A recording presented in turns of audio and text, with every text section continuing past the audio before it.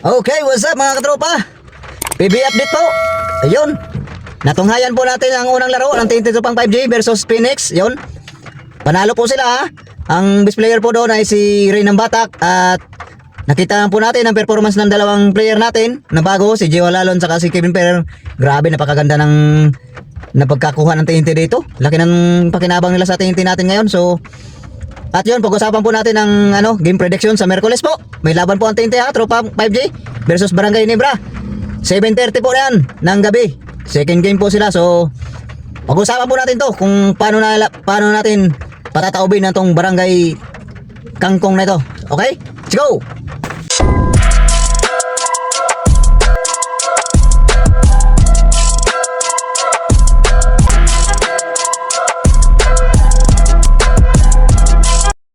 Okay, what's up? Let's go, mga katropa. Okay, wag na po natin ito patagalin. Pero bago po tayo magsimula, kung hindi pa po na kayo nakapag-subscribe sa ating YouTube channel, The Banjo Vlog TV, ay mag-subscribe na rin po tayo at palike and share na rin po. At maraming salamat po guys, mga katropa dyan. Yun, pag-usapan na po natin ha. Ayun, nanalo po ang TNT nung unang gamila nung Friday. Yan, kontra Phoenix Fuel Master. Yan, nakita nyo naman mga laro, mga katropa, grabe. Tinambakan na po ang Phoenix ha. Hindi pa po naglaro dyan sila, si Jordan Hidding, si Brandon Ganuelas Rosera, at saka si Kim Auring. Hindi pa po naglaro dyan ha. Pero, best player of the game po doon ay si Ray ng Batak. Grabe si Ray ng Batak, parang sabik na po sabik sa basketball. Okay. At yung dalawa nating bagong player ha, si Gio Lalon, saka si Kevin Ferrer. Grabe, ganda ng laro ng dalawa. Sana magtuloy-tuloy ang ganyang laro nila, no? Tsaka maasahan talaga. Sa opensa, depensa, grabe. Si Tyrus Hell po ay nakita naman po natin. So, pero parang nag-a-adjust pa rin po si Tyrus Hell. So, alam ko na magiging fit din yan sa sistema natin yung Coach Trias. So, yun. Yun lang po yung update natin nung first game. Lipat na po tayo sa game prediction. Sa araw po ng Merkules, yan, may laro po ang TNT kontra Barangay Ginebra. Araw po ng Merkules, kalaban po ang Barangay Ginebra.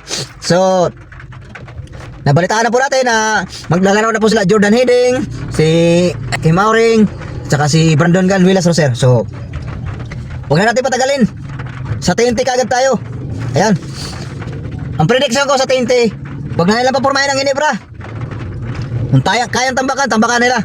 Kasi, mahirap po kalaban ng Ginebra pagka decayed eh. Kasi, mayroon silang kampi dyan, yung pere. Pag dikitan, diado tayo. Kailangan tambakan nila ang Barangay Ginebra. So, kayang-kaya natin yung tambakan kasi mahina ngayon ang ng Ginebra, ang lineup nila. So, para sa akin, TNT Tropang 5G, mananalo. Napakalakas ng team natin ngayon, TNT Tropang 5G. Hindi yan pa makakapurma kay Gio Lalon, si point guard nila. Si Barrientos, wala yan. Si Sewion kay Gio Lalon. So, at saka kay sino babantay kay Pugoy? Sino babantay kay Uftana? Kasi wala na si Malonzo. Babantay kay Jordan Hidding. So, ang babantayan ng TNT si Scottie Thompson. Yan. Pag nabantayan si Scottie Thompson, wala na yan. Tambak na yan. So, sorry sa mga kangkong fans dyan ha. Pero real talk na to, real talk. Wala tayo pakimi-kimi kasi alam natin, TNT naman nanalo dyan. 2-0 na yan, 2-0. TNT Tropang 5G ang panalo dyan. So sa Ginebra naman, kung gusto nilang matalo ang TNT, ang gawin nila, dumipinsa sila ng matindi. Kasi ang TNT Tropang 5G, pag guminit niya sa 3, mahirap yan mahirap yan pigilan. Kasi yan yung pamatay nila ngayon yung 3. So, so yun lang po mga katropa, ang update natin. So maraming salamat sa inyong panonood. And God bless all. Mag-ingat po tayong lahat dahil sa mga lindol po. Dahil lindol na nagagalap, mag-ingat po tayong lahat.